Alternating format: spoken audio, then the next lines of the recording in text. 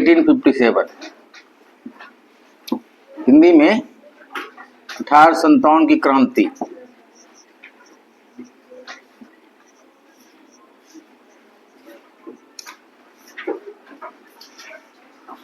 सुनिए क्या है ना, जैसे जैसे इसका कारण पहले बता रहे हैं जी, तो कारण समझिए, कॉजेज मतलब कारण, क्या चीज का, 1857 के रिवोल्ट का।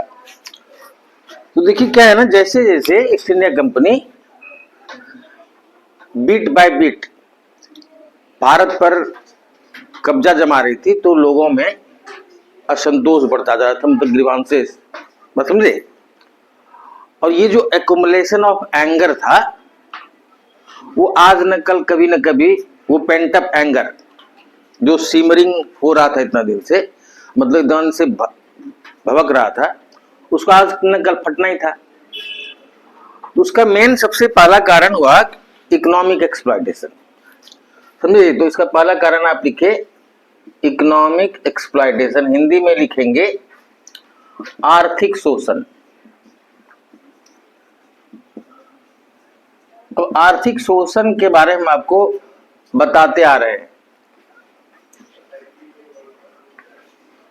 समझे। ये आर्थिक शोषण आपको बता रहे हैं किस प्रकार किसानों का जो रेंट था उसको बहुत ज्यादा कर दिया गया था। उस कारण से वो धीरे धीरे करके मनी लेंडर के ट्रैप में फंसता गया। ये पढ़ाए होंगे ना जी, कि जो लगान की दर थी इतनी ज्यादा थी कि वो उसको देने में सक्षम नहीं था। धीरे धीरे करते करते वो सूदखोरों और महाजन के चंगुल में फंसता गया, और उस कारण से धीरे धीरे करके उसकी जमीन उससे ले ली गई, और वह अपने जमीन पर बॉन्डेड लेबर के रूप में कन्वर्ट हो गया। ये आपको कितना बार बता चुके। तो आप इसमें आप लिख सकते हैं कि एकदम शॉर्ट में, हाई रेंट नहीं, हाई रेंट हुआ, ठीक है। उसके बाद इस कारण से क्या हुआ कि ये मनी लेंडर के चंगुल में फंसा कौन, किसान। उसके बाद एलिनेशन ऑफ लैंड, ठीक है। और इसमें बहुत तरह का चीज था, उसको केवल किसानों को रेंट ही नहीं देना पड़ता था, ढेर सारा फ्यूडल लेवीज, सामंती कर, समझे, वो सब नहीं देने से उसका हो जाता था उसका एविक्शन। तो क्या होता था, उसको भूमि से बेदखल कर दिया जाता था, बेदखली लिख लीजिए, एविक्शन। उसके फाइनली वो बॉन्डेड लेबर बन जाता था, बंधुआ मजदूर। तो ये तो हुआ किसानों की स्थिति। तो किसान ये देख रहा था कि मेरे प्रॉब्लम का कारण कौन हुआ, क्या क्या बताए जी। ये सूदखोरों महाजनों के चंगुल में फंसा, उसके बाद धीरे धीरे इसकी भूमि छीन ली गई, उसको हटा दिया गया, और वो अपनी भूमि में चूंकि इंटरेस्ट इतना ज्यादा हो गया है कि वो अपने भूमि पर अब वो बॉन्डेड लेबर बन के रह गया, ठीक है। अब मोर और लेस यही स्थिति हुई आर्टिजन जो था भारत का, आर्टिजन मतलब शिल्पकर्मी, उसकी भी स्थिति यही होगी। हमारे यहाँ डी इंडस्ट्रियलाइजेशन हुआ। डी इंडस्ट्रियलाइजेशन का मतलब हुआ कि हमारा जितना इंडस्ट्री था उसको डिस्ट्रॉय कर दिया गया। लिख लीजिए जी, डी इंडस्ट्रियलाइजेशन, हिंदी में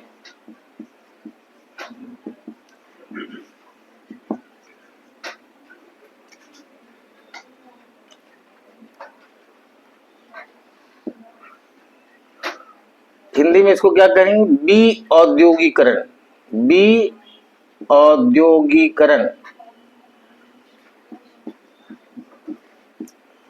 मतलब हुआ यहाँ का सारा जो, जब ब्रिटेन में क्या हुआ, जब ब्रिटेन में औद्योगिक क्रांति हुई, तो वहां से मशीन से बना हुआ सस्ती वस्तु यहाँ पर आने लगी, और जानबूझ करके उसके बावजूद भी जो हमारा जो भी आर्टिजन था जो गुड्स प्रोड्यूस कर रहा था, उसका क्वालिटी के कारण वो ज्यादा अभी भी बिक रहा था, तो उसको फिर कंपेल किया गया उसका, जैसे खास करके कॉटन टेक्सटाइल हमारे यहाँ से एक्सपोर्ट होता था, सूती वस्त्र, तो उसको किसी का लूम तोड़ दिया गया, किसी का हाथ काट लिया गया, इस तरह से करके सारा इंडस्ट्री को हमारा तबाह कर दिया गया। तब उसको आजीविका का क्या साधन था, तो उसको वापस आना था खेती पर, और वो जब खेती करना शुरू किया तो उसका भी वैसा ही बुरा हाल हुआ जैसा कि किसानों का हुआ।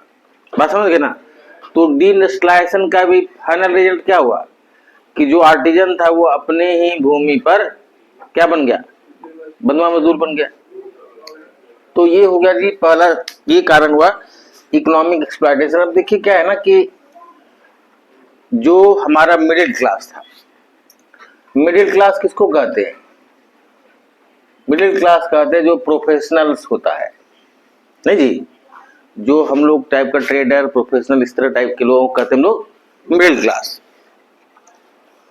तो जब इंडियन स्टेट्स हुआ करता था ढेर सारा, भारतीय रियासत, समझे, तो उसमें यहाँ के लोग तरह तरह का काम करते थे जी, जो भी तरह का उसमें काम होता होगा, कोई मंत्री है, कोई संतरी है, कुछ कुछ है। तो हजारों की संख्या में, लाखों की संख्या में इंडियन स्टेट्स के अधीन लोग काम करते थे। अब इंडियन स्टेट्स खत्म हो गया तो वो तो बेरोजगार हो गया, नहीं जी। तो उसका जो इकोनॉमिक हार्डशिप उसके कारण हुआ, उसको जो आर्थिक परेशानी हुई, वो एक बड़ा कारण हुआ लोगों के असंतोष का, मतलब मिडिल क्लास के असंतोष का। मोर ओवर जो आर्टिस्ट था, मान लीजिए पेंटर, म्यूजिशियन, तो उसको तो कौन कर रहा था पेट्रोनाइज, उसको संरक्षण मिल रहा था उस समय की भारतीय रियासतों से, क्लियर। अब वो भारतीय रियासत खत्म तो उसका पेट्रोनेज खत्म, तो उसका भोजन पानी की व्यवस्था खत्म, क्लियर।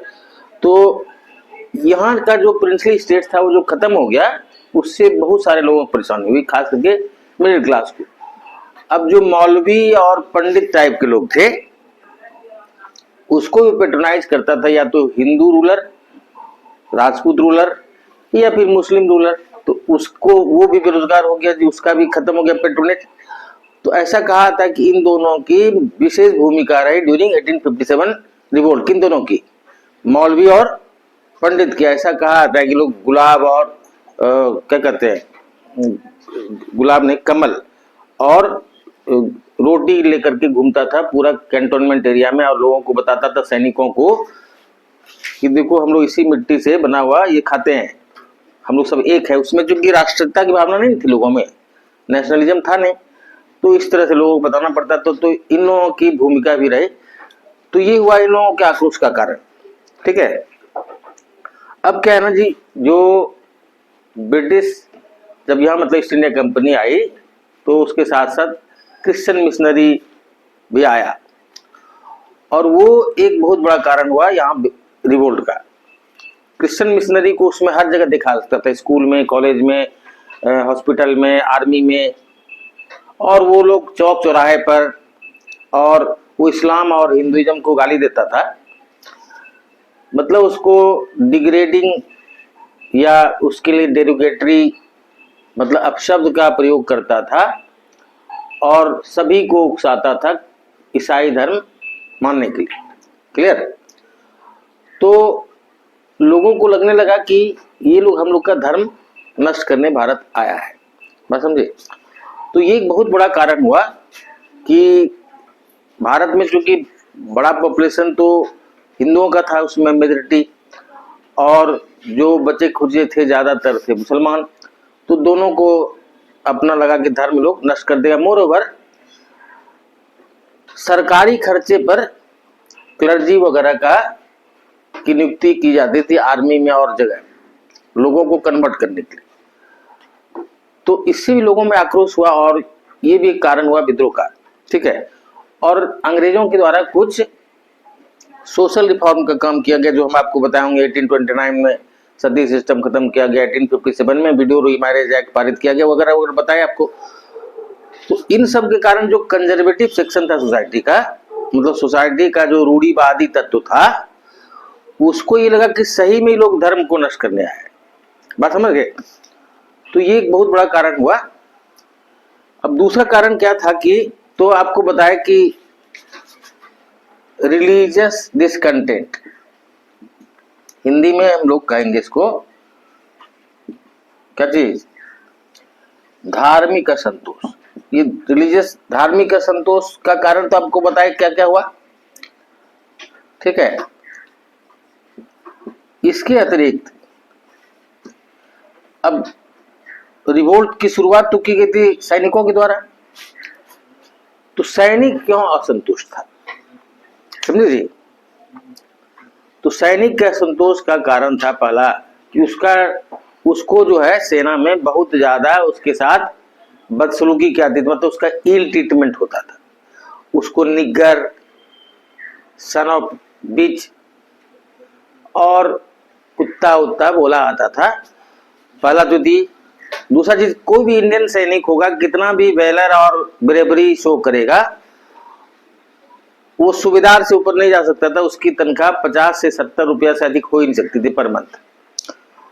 और कोई अंग्रेज है वो रद्दी भी है तो ऑफिसर बना हुआ है उसका, तो ये भी असंतोष का कारण था। ये तो बेसिक रीजन था उसका। सैनिकों के द्वारा भी देखा जाता था कि सेना में क्लर्जी वगैरह जो होता है उसको रखा आता है और लोगों को मोटिवेट किया जाता है क्रिश्चियन धर्म अपनाने के लिए। तो इन लोगों को भी लगा कि हम लोग का धर्म नष्ट करने आया है। उसी समय अच्छा एक चीज और, उस समय क्या हुआ कि इनको भत्ता मिलता था, समझे, सैनिकों को भत्ता मिलता था क्या चीज के लिए, तो अगर वो अपने एरिया से कहीं दूर जाके लड़ेगा, जैसे मान लीजिए कि बंगाल की सेना लड़ेगी जाके पंजाब में, तो उसको एक्स्ट्रा अलाउंस दिया जाता था, इसको कहते थे भत्ता, बात समझे। तो इसको भी बंद कर दिया गया, तो इससे डायरेक्ट लोग का मतलब अर्थव्यवस्था पर प्रभाव पड़ा, बात समझे। उसके बाद एक लोग नियम निकाला कि अब हर सैनिकों को कहीं भी जाकर के युद्ध लड़ना पड़ेगा, कहीं भी जाकर के, मतलब अफ्रीका में और साउथ ईस्ट एशिया, फार ईस्ट, कहीं भी। उसमें भारत में एक मतलब बात प्रचलित थी कि अगर कोई आदमी समुद्र पार करता है तो उसका धर्म नष्ट होता है। तो ये लोग को 100% हो गया कि अब हम लोग का धर्म नष्ट करने के लिए सब ऐसा कर रहा है, ठीक है। अब ज्यादातर सेना जो थी वो अवध के क्षेत्र की थी, समझे। और अवध को आपको पता है, हम आपको पढ़ाए होंगे कि मिस गवर्नेंस के आधार पर अवध को मिला लिया गया ईस्ट इंडिया कंपनी सेना में। अब देखिए इससे क्या क्या परेशानी हुई। अवध एक बड़ा सा स्टेट था, उसको ईस्ट इंडिया कंपनी साम्राज्य में मिला लिया गया। तो उसके अवध का जो नवाब था उसके अधीन जितने भी एम्प्लॉय रहे होंगे, नहीं जी, सब बेरोजगार नहीं हुआ। तो उसका पहला तो एम्प्लॉयमेंट खत्म हुआ जी। अवध को जब पूरा ईस्ट इंडिया कंपनी के साम्राज्य में लाया गया तो हजारों लाखों की संख्या में लोग बेरोजगार हुए होंगे, तो वो एक कारण हुआ। प्लस वहां भी फिर से लैंड रेवेन्यू का रेट बढ़ गया और वहां का सैनिक ज्यादा था, तो उसके वो तो किसी किसान का ही बेटा रहा होगा, तो उसके घर का इनकम घट गया।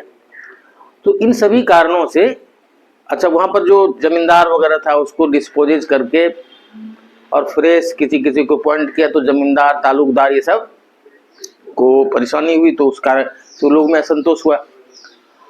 आपको पता होंगे रूल ऑफ सनसेट कि ईस्ट इंडिया कंपनी द्वारा नियम बनाया गया था कि स्टिपुलेटेड डे को, मतलब निर्धारित तिथि को, सनसेट के पहले आपको लैंड रेवेन्यू जमा करना, चाहे अकाल हो जाए, सूखा पड़ जाए, कुछ भी हो जाए। अब अगर किसी कारण से जमींदार उसको नहीं दे पाया तो उसकी जमींदारी नीलाम कर दी जाती थी। तो इस तरह जो डिस्पोजेस जमींदार हुए जिसको कि हटा दिया गया था, तो वो एक बहुत बड़ा असंतोष का कारण हुआ उसके साथ, नहीं जी। उसके बाद तो ये हुआ कि जमींदार लोग क्यों खपा हुआ, बात समझे। अब क्या है ना कि जो बहुत सारे शासक थे प्रिंसली स्टेट्स, वो क्यों इन लोग के विरुद्ध हुए, तो आपको बताए होंगे डलहौजी के समय में doctrine of lapse, doctrine of lapse बताए आपको कि हड़प की नीति लोग के द्वारा अपनाई गई, क्या चीज के लिए, हड़प की नीति। और हड़प की नीति के अंतर्गत लक्ष्मीबाई और कई शासकों का मतलब राज्य ले लिया गया। तो जो हड़प की नीति से प्रभावित हुए उनमें अलग कारण से आक्रोश था, वो अपना वापस चाहते थे राज। बहुत सारे स्टेट ऐसे थे जिसको पेंशन दिया जाता था, उसका पेंशन बंद कर दिया गया, किसी का टाइटल बंद कर दिया गया। इस तरह से इन लोगों के, समझे, तो इन लोगों के आक्रोश का ये कारण हुआ जी। अब क्या है ना कि जो भी सेना में था लोग, तो उसका तो ऑब्वियस कारण समझ गए। अब हम लोग रिवोल्ट करते हैं, कोई भी रिवोल्ट करता है इसलिए नहीं कि उसको रिवोल्ट करने की इच्छा है, उसको जब ये लगता है कि हम रिवोल्ट अगर करेंगे और हम सफल होंगे, तो इसमें अंग्रेजों को का एक लोगों में परसेप्शन डेवलप किया गया था कि ये लोग इनविंसिबल है, मतलब अजय है, इसको कोई नहीं हरा सकता है। लेकिन सिख एंग्लो सिख वार हुआ, उसमें जहां तक अंग्रेजों की हार हुई, क्रीमिया वार में अंग्रेजों की हार हुई, अफगान वार में अंग्रेजों की हार हुई, तो लोगों को लगने लगा कि नहीं, इसको हराया जा सकता है। बात समझे? तो हराया जा सकता है तो लोगों को लगा कि हम लोग भी इसको हरा देंगे। बात समझे? तो इस तरह से ये सब कारण रहा, जो कि अब ये इमीडिएट कॉज तो आपको पता है कि कारतूस एक नया आया था जिसको कि मुंह से निकालना पड़ता था, छिलना पड़ता था। कुछ उसमें कहा गया, ऐसा कि रूमर फैलाया गया कि इसमें गाय का या सुअर का चर्बी है, तो हिंदू मुसलमान दोनों उसका विरोध किया। और इस तरह से 10 मई 1857 को क्रांति प्रारंभ हुई। अभी लिखाएंगे सब कुछ, समझ लीजिए। दूसरी चीज क्या थी ना कि भारत में सैनिकों में विद्रोह का बहुत पुराना इतिहास रहा। 1764 में ही पहली बार ईस्ट इंडिया कंपनी की सेना में विद्रोह हुआ था। उसी तरह से 1857 में भी, और उसके बाद बहुत सारा 1764 में हुआ, 1806 में हुआ, और कई इस तरह का विद्रोह समय समय पर होता रहता था, क्योंकि सिपाही को आपको जैसे बताया सैनिकों को के साथ बहुत दुर्व्यवहार किया जाता था। तो 29 मार्च 1857 को मंगल पांडे के द्वारा अपने सुपीरियर अथॉरिटी की हत्या कर दी गई। तो बाद में इनको फांसी पर चढ़ा दिया गया वगैरह वगैरह। तो फाइनली जो है अप्रैल में 10th नेटिव, समझे जी, सॉरी 10th कहते, 3rd नेटिव कैवलरी था ये। जैसे अभी हम लोग कहें ना राजपुताना रेजिमेंट, तो ये सब रेजिमेंट, तो उसी तरह ये 3rd नेटिव कैवलरी एक मतलब बटालियन था। उसके सैनिकों के द्वारा रिफ्यूज कर दिया गया कि हम लोग इस बंदूक को नहीं चलाएंगे। तो उसमें 85 लोगों को डिसमिस कर दिया गया, कुछ लोगों को 10 साल की सजा दी गई। तो उसके ही बाद 3rd नेटिव कैवलरी के सैनिकों द्वारा अपने अधिकारियों की हत्या कर दी गई। कहाँ? मेरठ से, मेरठ में। और ये लोग दिल्ली गए और दिल्ली में बहादुर शाह जफर को अपना नेता घोषित किया गया, इन लोगों द्वारा लीडर मतलब घोषित किया गया, और अपना उसी दिन से ये चालू हो गया। तो आप इसको लिख लीजिए जी, लिखे। ये सब तो सब्जेक्टिव चीजें लिखे, आपको बता दिए, लेकिन अब आपको ऑब्जेक्टिव से के संबंध में पढ़ना है। तो लिखिए, the revolt started on 10th May 1857 from Meerut. देखिए, विद्रोह की शुरुआत 10 मई 1857 को मेरठ से हुई। देखिए, on this day the soldiers of 3rd native cavalry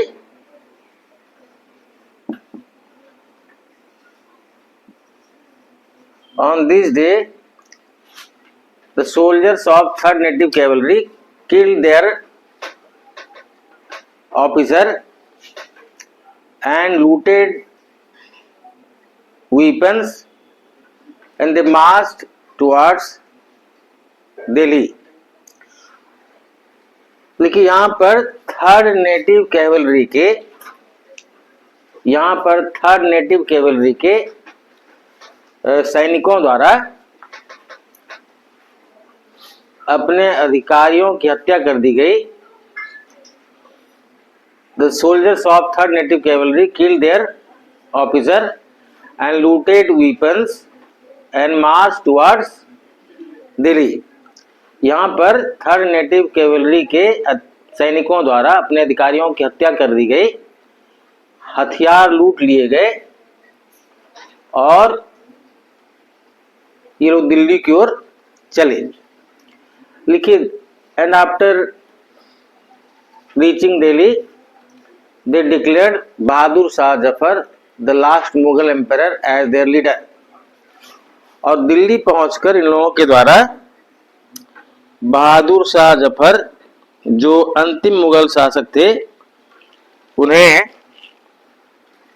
अपना नेता घोषित किया गया। They declared Bahadur Shah Zafar the last Mughal emperor as their leader. हो गया। दिल्ली पहुंचकर इन लोगों के द्वारा अंतिम मुगल शासक बहादुर शाह जफर को अपना नेता घोषित किया गया। क्लियर जी। अब देखिए आपको परीक्षा में आता क्या क्या है कि एक तो मंगल पांडे वाला आपको डेट लिखे जी 29 मार्च लिखे, मंगल पांडे वाला लिख ली, वो भी आता है 29 मार्च मंगल पांडेवाद या Mangal Pandey raised the banner of revolt on 29 March 1857। अब इसमें प्रश्न ये आता है कि किसके द्वारा कहां पर विद्रोह किया गया। तो पहले आप लिखिए जी, झांसी में किसके द्वारा विद्रोह किया गया? रानी लक्ष्मीबाई। रानी लक्ष्मीबाई क्यों किया गया था? जिनके गोद लिए पुत्र को सक्सीड करने मतलब उत्तराधिकारी बनने की अनुमति नहीं दी गई। अब ये भी लिख लेना है कि इस विद्रोह को किसने दबाया। तो हैवलॉक के द्वारा कैप्चर किया गया मोटे तौर पर, और कैम्पबेल, दोनों लिख लीजिए जी, कैम्पबेल, हैवलॉक और कैम्पबेल के द्वारा झांसी को फिर से, झांसी में रिवोल्ट को सप्रेस किया गया। किसके द्वारा कहां पर विद्रोह को दबाया गया ये हम आपको लिखा रहे हैं कि झांसी में किसके द्वारा दबाया गया, हैवलॉक और कैम्पबेल के द्वारा। और ह्यूज रोज के द्वारा, ये यूपीएससी का प्रश्न है, ह्यूज रोज के द्वारा लक्ष्मीबाई की हत्या की गई। ह्यूज रोज, ठीक है, किल्ड लक्ष्मीबाई। अब लिखिए जी, कानपुर में किसने रिवोल्ट किया? तो नाना साहब। आपको पता है, बताए होंगे आपको कि नाना साहब के पिता थे बाजीराव सेकेंड, जिनको पेंशन दिया आता था, तो पेंशन बंद कर दिया गया। तो नाना साहब विद्रोह किए। कहां पर? कानपुर में। इनके लिखे, इनके पॉलिटिकल एडवाइजर थे, इनके राजनीतिक सलाहकार थे। हाँ, इनके राजनीतिक सलाहकार थे अजीमुल्ला, अजीमुल्ला, और इनके सैनिक सलाहकार थे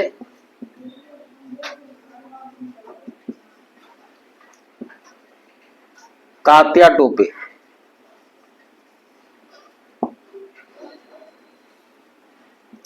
समझे जी? ये लिख लेना है कि इनके राजनीतिक सलाहकार थे अजीमुल्ला, और तात्या टोपे कौन थे?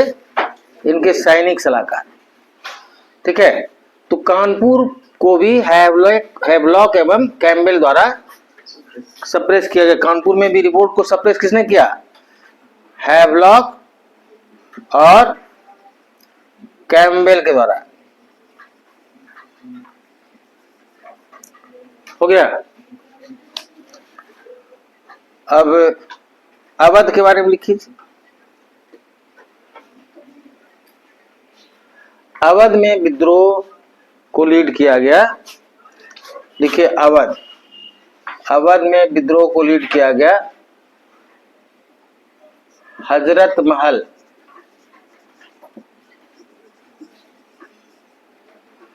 और इसका बेटा था बिजरिस कद्र। ये दोनों यहां भी हैवलॉक और कैम्पबेल के द्वारा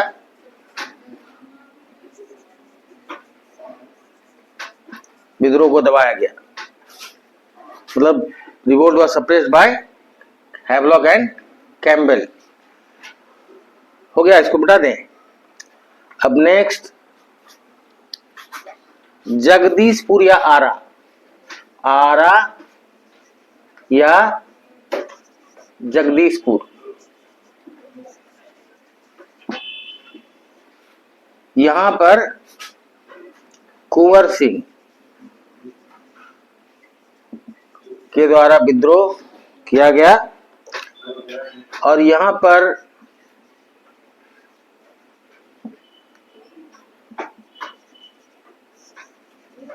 आयर और टेलर, ये दो व्यक्ति था, इसके द्वारा विद्रोह को दबाया गया।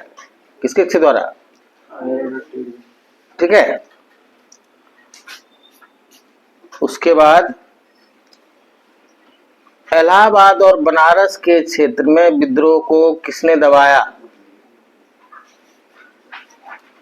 इलाहाबाद और बनारस, ये ओ नील कोई अंग्रेज था।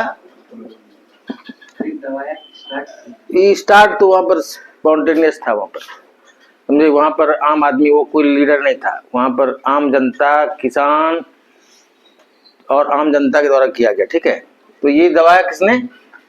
ओ नील के द्वारा।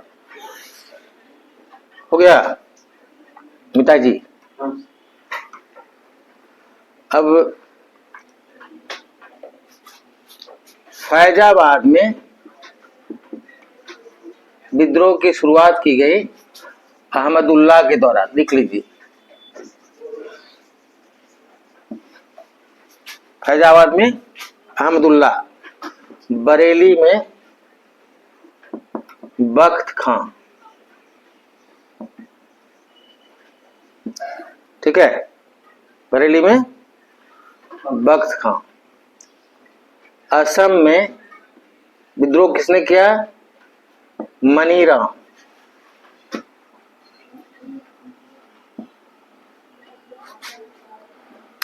हो गया,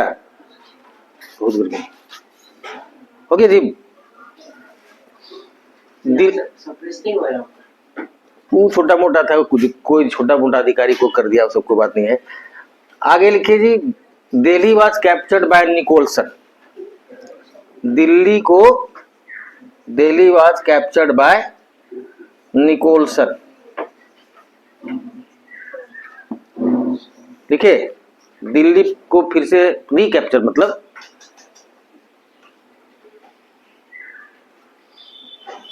देखिए, and Bahadur Shah Zafar was detained या arrested and he was sent to Rangoon where he died.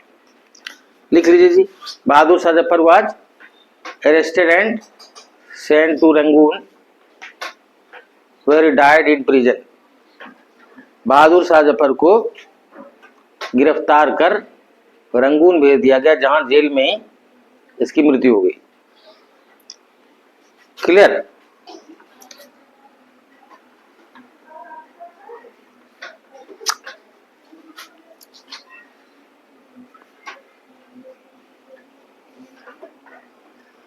अब क्या है ना, इस नेचर ऑफ रिवोल्ट के बारे में किसने क्या कहा, क्या क्या, उसके बारे में भी परीक्षा में पूछा आता है, समझे, हर परीक्षा में, समझे। अब क्या क्या किसने कहा, लिखते जाइए फटाफट। लिखिए, एक व्यक्ति था, अंग्रेज था, ये रीस, LER, रीस। ये कहा, it was a revolt by fanatic religionist against Christianity. इसके द्वारा कहा गया, it was a revolt by fanatic religionist against Christianity. लिख लीजिए कि यह कट्टरपंथी लोगों के द्वारा ईसाई धर्म के खिलाफ एक विद्रोह था। ये किसने कहा? Rees. It was a revolt by fanatic religionist against Christianity. अब दूसरा आदमी लिखिए जी, मतलब ये कट्टरपंथियों के द्वारा ईसाई धर्म के खिलाफ विद्रोह था। T R Holmes. ये टी आर होम्स क्या कहा कि it was a war between civilization and barbarian या सिविलाइजेशन एंड बारबरिज्म। देखिए यह बर्बर और सभ्य लोगों के बीच का युद्ध था। It was a war between barbarism and civilisation. ये किसने कहा? ये टी आर होम्स ने कहा कि यह बर्बरता और सभ्यता के बीच का युद्ध था।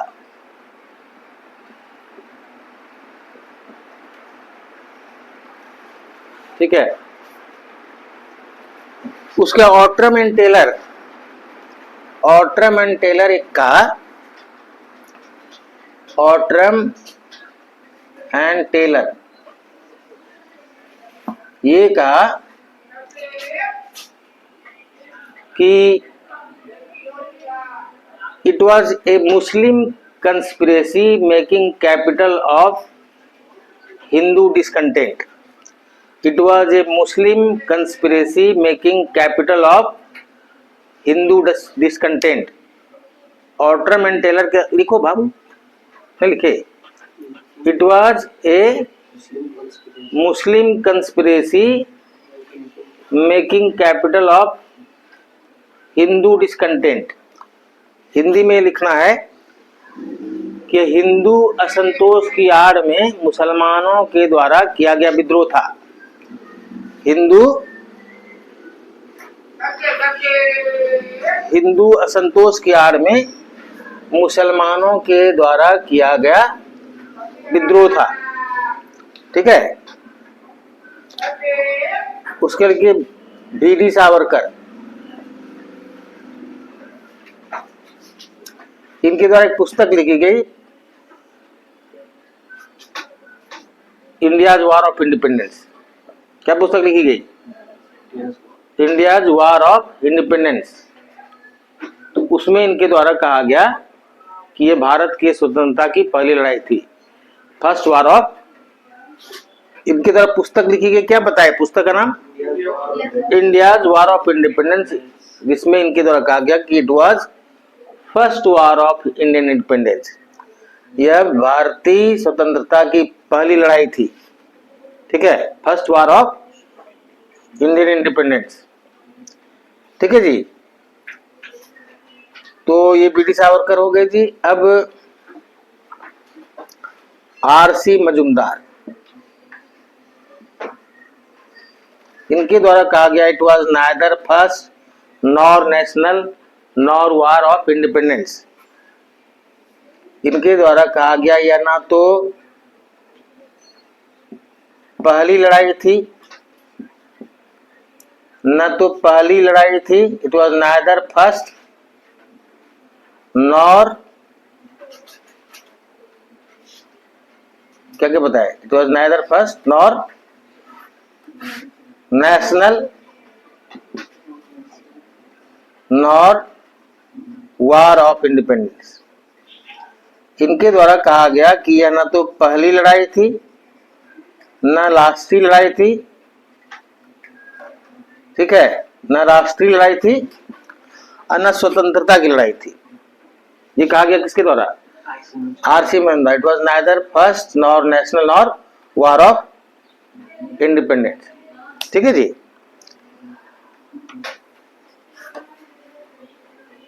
अब भारत सरकार के जो हिस्टोरियन हैं SN. Sen,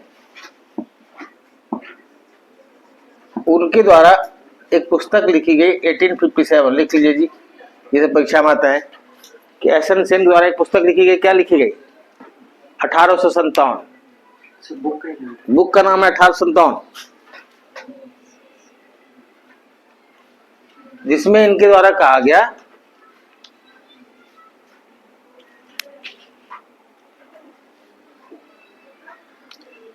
It was an attempt by the same discredited feudal element. It was an attempt by the same discredited feudal element. It was an unsuccessful attempt, लिख लीजिए. It was an unsuccessful attempt by the same discredited feudal element for the restoration of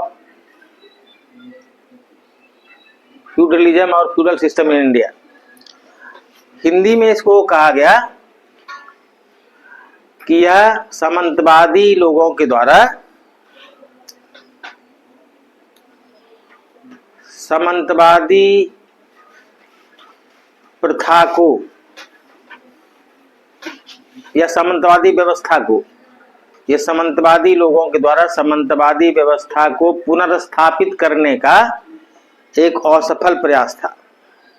It was an unsuccessful attempt by the same discredited feudal elements for the restoration of feudalism और feudal system in India.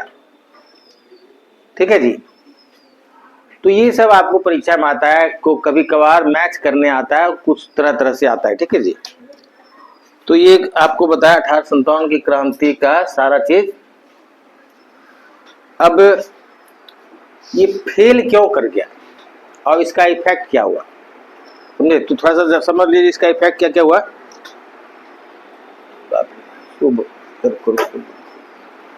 1857 के revolt के बाद भारत में किस तरह का changes आया, समझे? हुआ ये कि ईस्ट इंडिया कंपनी से भारत का शासन ब्रिटिश क्राउन के द्वारा ले लिया गया. पहले एक कंपनी ना चला रही थी भारत को, अब किसके हाथ में चला गया? British crown. लिखिए लिखिए after the revolt of 1857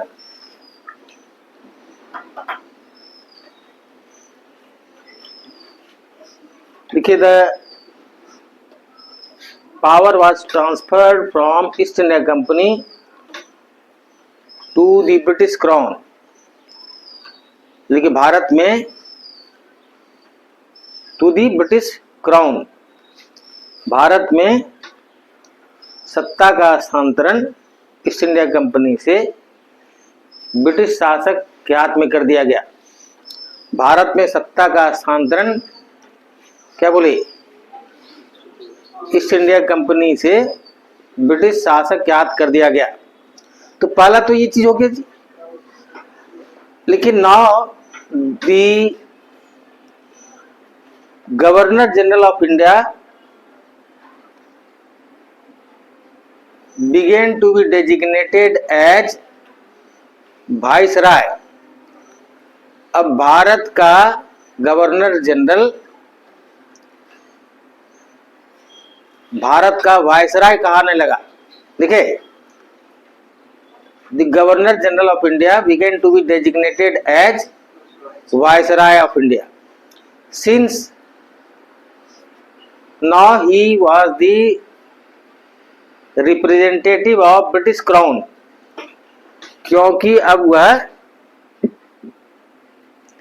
British शासक का प्रतिनिधित्व कर रहा था.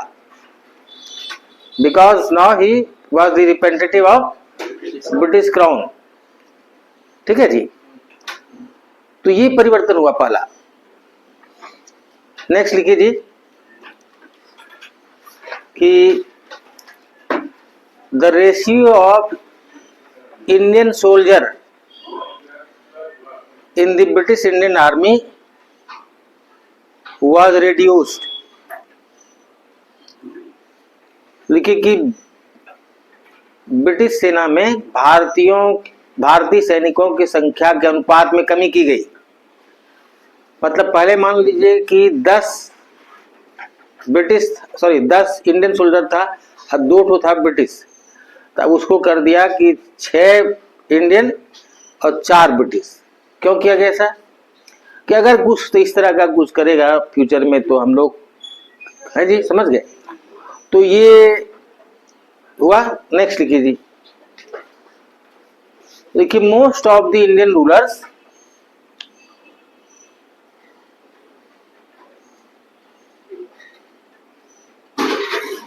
most of the Indian ruler were restored to their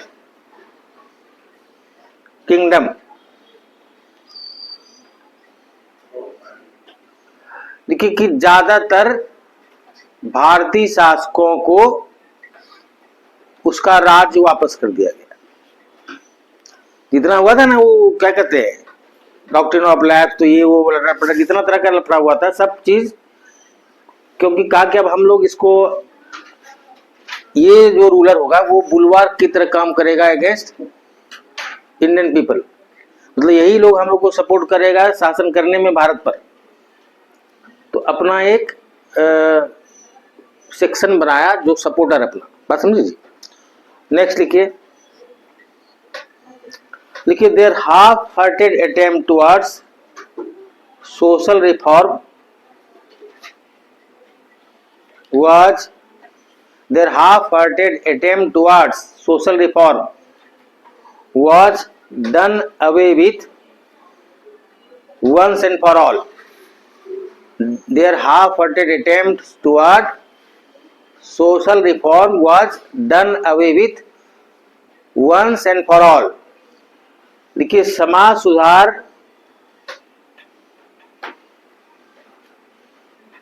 की नीति पूरी तरह समाप्त कर दी गई। बात समझ गए?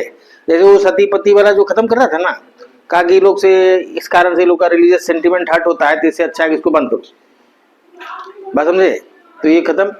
तो ये जो हुआ मोटे तौर पर ये सब चीज परिवर्तन हुआ जब 1857 का रिवोल्ट हुआ उसके बाद, ठीक है जी।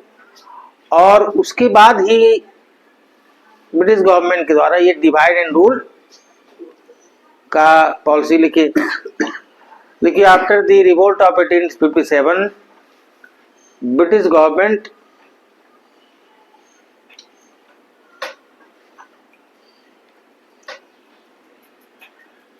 exploited the policy of divide and rule and tried to exploit every fault line existing in Indian society, exploited the policy of divide and rule and tried to exploit every kinds of fault line existing in Indian society. Tried to exploit every kind of fault line existing in Indian society.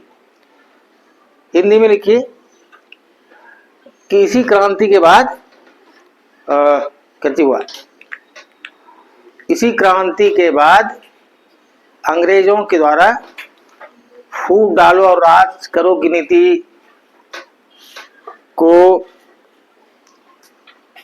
ज्यादा जोर से लागू किया गया। बस यही हुआ जी। अब उसको फॉल्ट लाइन को हिंदी पिंदी में क्या करेंगे, समझे? उस सबका हिंदी कहाँ खोजेंगे तो समझ गए जी। तो आपको जो ऑब्जेक्टिव पॉइंट ऑफ व्यू से जो भी चीजें, जितनी चीजों की आपको आवश्यकता थी उसको आपको बताइए। आप किलो हारा क्यों, कौन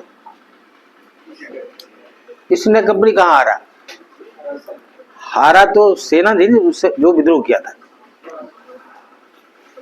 तो बाद में जब ट्रायल हुआ, इंडियन जो सिपाही जो पकड़े गए, तो ट्रायल हुआ तो उसमें पूछा गया कि तुमने विद्रोह क्यों, सॉरी तुम्हारा विद्रोह क्यों असफल रहा? बोला टेलीग्राफ। मतलब उन लोग के पास कुछ नहीं था, रिसोर्सेस था जी। पहले जो लूटपाट करके हथियार लिया था उसी से लड़ा, उसका भी गोली बंदूक खत्म हो गया। तो अब ये लोग स्पाइक्स और तलवार से और भाला से लड़ रहा है और वो लोग पास है बंदूक, तो ये बराबरी का है जी लड़ाई। दूसरी चीज कि ये लोग के पास तुरंत टेलीग्राफ था, उसमें शुरू हो गया था। आपको पढ़ाए होंगे 1852 में बताए होंगे इलेक्ट्रिक टेलीग्राफ शुरू किया था। तो तुरंत कहीं पर ट्रूप्स की जरूरत है, तुरंत भेज दिया, तुरंत मैसेज भेजा कि जल्दी भेजो। ये लोग पास कुछ नहीं था उस तरह का, समझे? रेलवे था लोग पास मूवमेंट के लिए बहुत बड़ा साधन। दूसरी चीज कि ये लोग पास कोऑर्डिनेशन का अभाव था किन लोग के पास? सैनिकों के पास। और ये आपस में ही राइवलरी था। नाना साहब को टेंशन हो रहा था बहादुर शाह जफर से या फिर किसी और से, अवध की बेगम से। तो इस तरह से आपस में ही लोग कोई तालमेल था नहीं, और समझ गए। और रिसोर्स और मोर ओवर की ये जो सेना थी वो लड़ रही थी किसके खिलाफ? दुनिया की सबसे बड़ी ताकत के खिलाफ, जिसके साम्राज्य में सूर्यास्त नहीं होता था। और ये लोग दंगाई भीड़ की तरह काम करता था, डिसिप्लिन सोल्जर की तरह नहीं काम करता था। कौन? जो सैनिक जो विद्रोह किया था। अब जैसे मान लीजिए रोहिणी से विद्रोह किया तो जो चला वहां से तो सब जगह लूटपाट मचाते हुए चला, तो उससे जो भी सपोर्ट था लोग को, आम पब्लिक का, वो खत्म हो गया। तो कोऑर्डिनेशन का अभाव, दूसरा कि लोग के पास रिसोर्सेज की कमी थी, तीसरा ये लोग क्या था कि lack of discipline, like train soldier, ये सारा चीज ये लोग के साथ समस्या थी। तो धीरे धीरे करके लोग हार गए। ये लोग पास वेपन नहीं था, कुछ नहीं था, तो हाथ पैर से थोड़ी लड़ा जाता है बंदूक की लड़ाई। तो ये लोग को हारना तो निश्चित था जी। प्लस जैसा हम आपको बताया कि दंगाई भीड़ की तरह ये लोग काम करता था, तो ये लोग का सपोर्ट जो आम जनता का था वो लूज किया। बात समझ गए। और क्या हुआ ना कि फिर सिपाही के विद्रोह को भारत के सिपाही के द्वारा ही दबाया गया। इसमें गोरखा, उसके बाद सिख रेजिमेंट, पठान रेजिमेंट, इन लोग के द्वारा इसको दबाया गया। जब समझिएगा। और भारत के ज्यादातर स्टेट में कुछ हुआ ही नहीं। ये कोई पैन इंडिया कोई रिवोल्ट हो नहीं पाया, मतलब पूरे भारत में नहीं हो पाया। ये केवल नॉर्थ इंडिया का कुछ एरिया तक ही सीमित रहा, पूरा भारत विद्रोह किया नहीं। अब एक बात खाली आपको यहाँ बता दें कि जिन सैनिकों के द्वारा इस विद्रोह को दबाने में अंग्रेजों की मदद की गई, अंग्रेजों के द्वारा इस तरह का परसेप्शन बिल्ड किया गया लोगों के बीच कि ये लोग मार्शल रेस हैं। और जो विद्रोह किया गया था उसके बाद उसके बारे में कहा गया ये लोग नॉन मार्शल रेस, मतलब ये लोग योद्धा है, ज्यादा बड़े योद्धा है। कौन? जो विद्रोह को दबाया। और जो विद्रोह किया था उसके बारे में कहा गया ये लोग डरपोक टाइप के लोग हैं। ये परसेप्शन हमारे दिमाग में घुसाया गया, किसके द्वारा? इसीलिए हम लोगों को आज भी फिल्मों में, हिंदी बॉलीवुड के सिनेमा में आप देखते होंगे, कोई सिख सोल्जर है तो उसके बारे में लग रहा है कि दिखा रहा है कि बहुत वीर है, पठान है, तो हम सच्चा पठान है, इस तरह टाइप का कुछ कुछ आपको परसेप्शन वो चला आ रहा है अभी तक। अब बिहारी सेना है ना विद्रोह किया था मैं, तो इन लोगों को वैल्यू कहीं नहीं दिया था, क्योंकि वो परसेप्शन अंग्रेजों के द्वारा दिया गया परसेप्शन है, जिसको आज तक हम लोग ढो रहे हैं। बस समझे? गुरखा ज्यादा बहादुर होता है, ऐसा हम लोग को परसेप्शन बनाया गया। बात समझ गए जी? तो आप याद रखिए कि जो हमारा जितना भी तरह का प्रॉब्लम अभी है भारत में, उसमें जो हम लोग वो हमारा कॉलोनियल हेरिटेज है एक तरह से, और उसको हम लोग बड़ी अच्छी तरह से ढो रहे हैं आज भी। समझे? जितना तरह का प्रॉब्लम है, और इसको ये आपको समझना होगा कि ये अंग्रेजों के द्वारा बनाया गया सब कुछ है। लेकिन समस्या क्या है ना कि अभी भारत में बहुत तरह की समस्या भी है, उस पर नहीं बोल सकते हम। ठीक है, चलिए आज इतना ही, जय हिंद। बहुत पढ़ा दीजिए।